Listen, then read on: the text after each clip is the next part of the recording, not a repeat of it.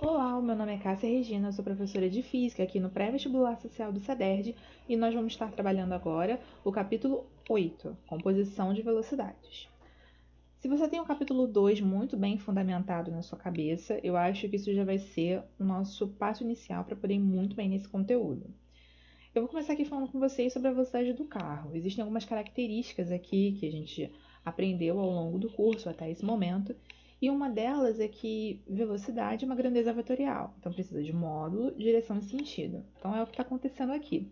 A gente tem um carro que tem uma velocidade com um módulo que não foi descrito aqui, mas na direção horizontal, no sentido para esquerda. Então, essas definições já conseguem, essas características já conseguem definir essa grandeza, mas uma coisa a gente precisa levar bem em consideração. Por que, por exemplo, esse carro tem 100 km por hora?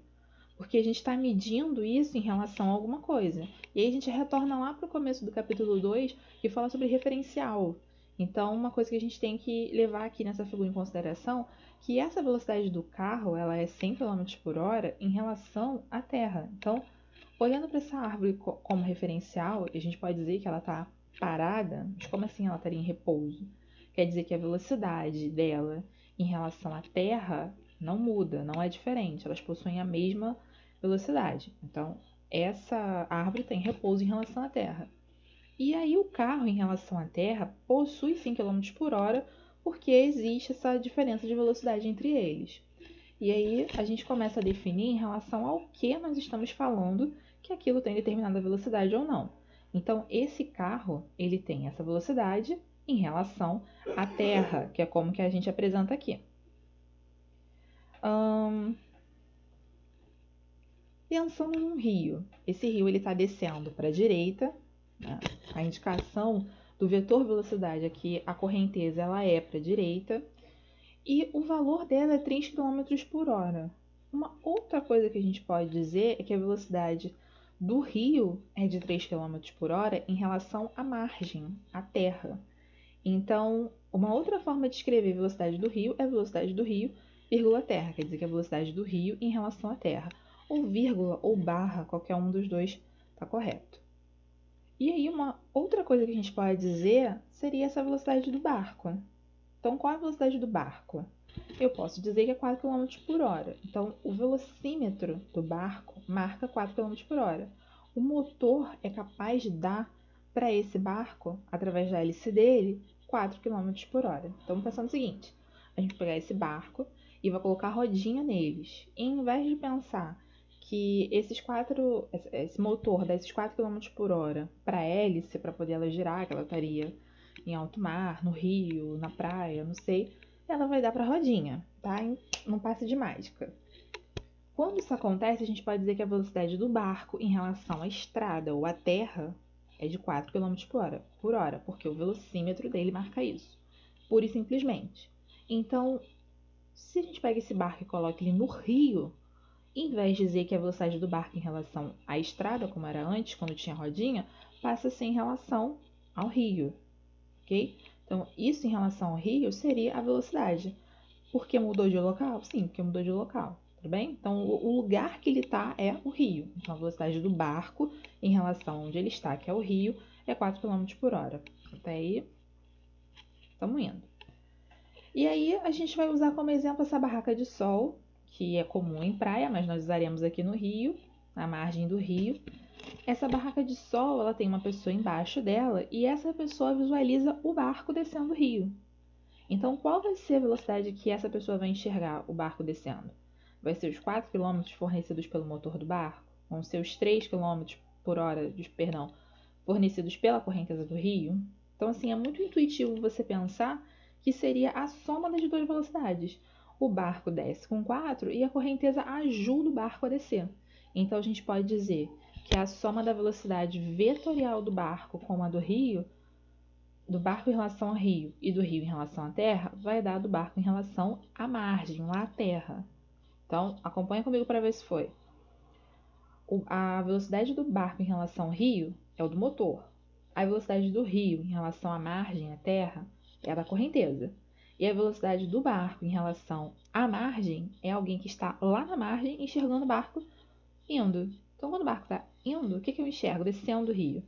Ele mais o que a correnteza ajuda. Então, os 4 km dele, mais os 3 km por hora 4 km por hora do próprio barco, em relação ao rio, mais os 3, totalizando 7 km por hora. E aí, uma outra forma de fazer é simplesmente uma soma vetorial. Então, vetor mais vetor, dando esse vetor. Não vou repetir os nomes porque eu estou me repetindo demais. E aí, um outro exemplo para você ficar um pouco mais claro seria o seguinte. A velocidade desse homem que sobe a escada pode ser simplesmente dita como a velocidade do homem em relação à escada ou em relação à terra.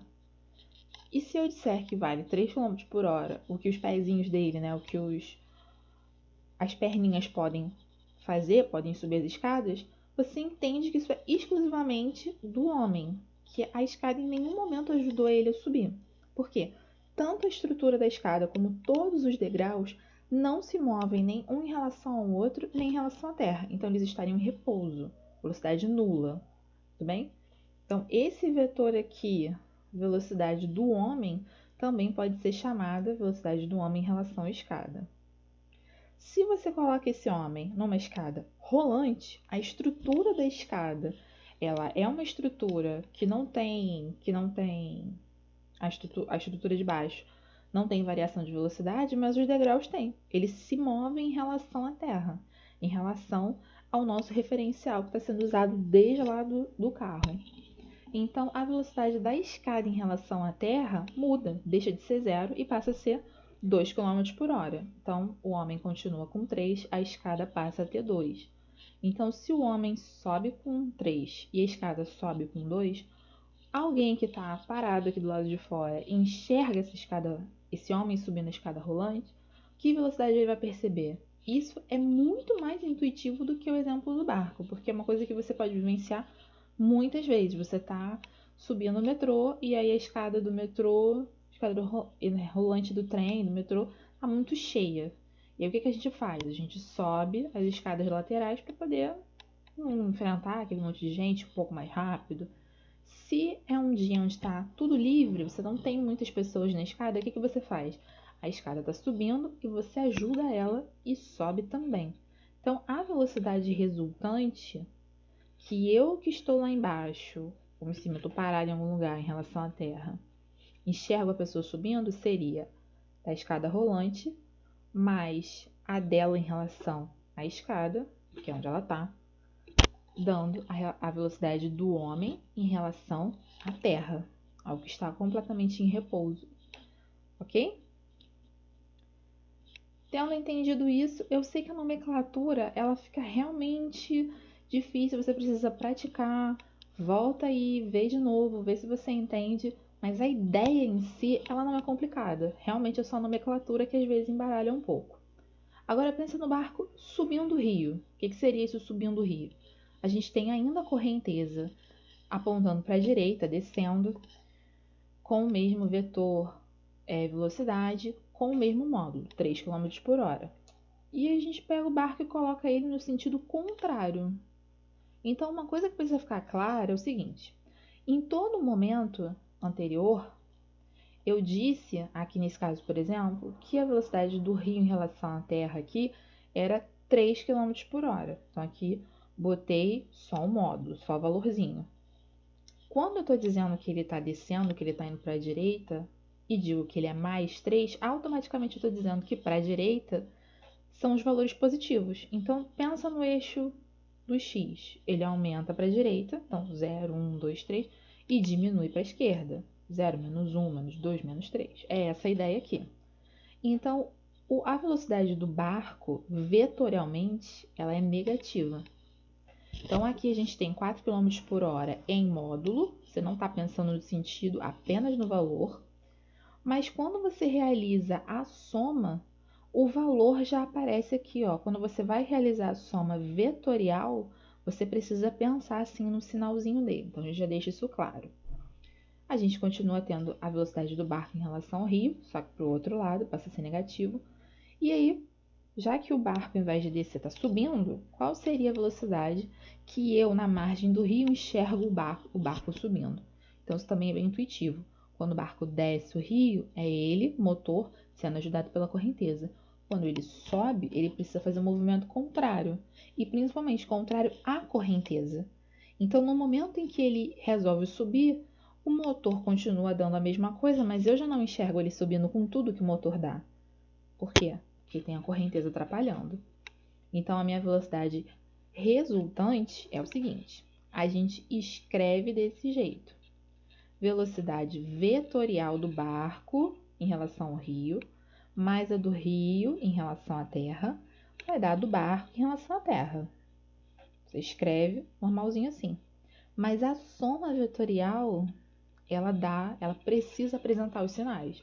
Então, seria aquele menos 4 que eu mencionei, mais 3, porque ele continua, apontando para o mesmo sentido positivo que estava antes, não houve nenhuma alteração. E aí o valor resultante é menos 1. Então, o que esse menos 1 quer dizer? Quer dizer que alguém que está na margem enxerga o barco subindo, que seria o lado negativo, por isso menos, numa resultante de 1 km por hora. Que ele tenta subir, a correnteza atrapalha e no final você enxerga ele subindo devagarinho com 1, ok? Para casa aí para vocês seria a escada rolante descendo agora e o cara tentando subir. Esses exemplos de os adolescentes que temos aqui, que acabam tentando subir uma escada que está descendo, descer uma escada que está subindo, rolante. Então, ele consegue? Ele não consegue? Isso eu fiquei para casa para vocês. E a gente tem esse último exemplo, que seria o barco atravessando o rio. Então, o que a gente teria? A minha velocidade ainda para a direita do rio em relação à terra. Tal. E uma coisa que eu preciso deixar claro: não vamos levar em consideração que o meio do rio tem uma velocidade maior do que a da margem, que na superfície, em relação ao fundo, em relação ao meio, não interessa. Todo mundo, todas as gotículas de água dentro daquele rio vão ter a mesma velocidade, senão não tem como começar a conversar sobre isso aqui. Então, a todo momento, o barco vai ter sempre a mesma velocidade, o rio vai ter sempre a mesma velocidade, para a gente encontrar uma resultante com uma velocidade uniforme. Não vamos trabalhar com variações de velocidade aqui para isso, tudo bem? Então, pego meu barco. E aí, o que esse barco tem? A velocidade dele própria, tentando atravessar a perpendicular, como a gente encontra aqui, e a velocidade do rio empurrando para frente. Então, o que isso tem aqui? É uma soma de vetores, claramente perpendicular. Por quê? Porque é o início, é a questão, é o começo da questão. Eu quero atravessar o rio, chegar na outra ponta perpendicularmente. E o que isso acaba gerando? A soma de dois vetores. A gente já viu isso aqui algumas vezes. Eu vou ter uma velocidade resultante, que é a do barco em relação à terra. Então, é isso que a gente vai enxergar. Então, aplicando aqui, nós teríamos isso, e o barco, em vez de ir para frente ou para o lado, ele vai para a diagonal. Novamente, ele aponta o motor para frente, a correnteza puxa ele para o lado, o que ele faz? Anda na diagonal. E em vez de chegar na margem logo em frente, ele chega inclinadinho. Você conhece um exemplo disso, que claramente é a praia. Você precisa fazer o que assim que você chegar na praia? Vou entrar no mar. Se prepara e tal. Quando você vai, você olha para trás e grava onde você está. Por quê? Conforme você vai entrando no mar e brincando, não só você tem aquele vai e vem da onda, como a correnteza vai te carregando para o lado. E aí, quando você olha de novo, né, para margem, para orla, para areia, e se pergunta onde você está, isso é resultado da correnteza te empurrando para o lado. Então, quando você sai da água, você sai na diagonalzinha, você sai mais para frente. O que você precisa fazer? Voltar andando, se cansando na orla da praia, né? Na areia da praia, para conseguir voltar para o ponto que você estava. Então, é mais ou menos essa ideia. Você aponta para frente, tenta nadar para lá, mas a correnteza te empurra para o lado e você acaba indo para a diagonal. Ok? Espero que tenha ajudado. Qualquer coisa, podem me chamar. Ou o professor do polo de vocês. Lembrando, Instagram, cassia.regina.s.